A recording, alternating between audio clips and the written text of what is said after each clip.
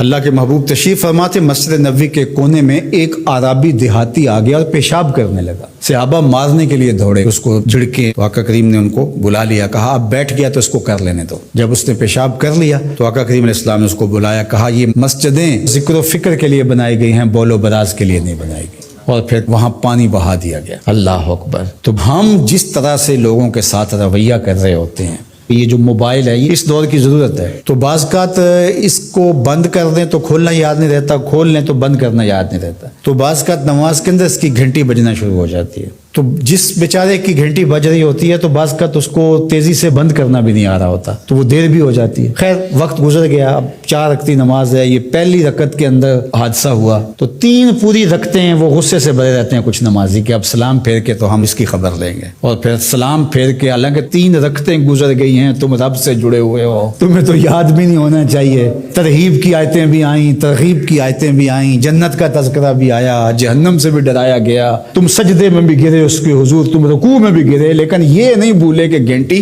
اس طرف سے بجی تھی، اور پھر سلام پھیر کے سب نے ایسے گھور کے دیکھا جیسے کھا جائیں گے۔ اب اس کو دیکھیں اور اس پیشاب کرنے والے کو دیکھیں، اپنا عمل دیکھیں اور رسول اللہ کا عمل دیکھیں ہم کہاں کھڑے ہیں، اور اسی لیے تو لوگوں نے بھگا دیا ہے مسجدوں سے لوگوں کو، اس لیے ہمیشہ اپنا محاسبہ کرتے رہنا چاہیے۔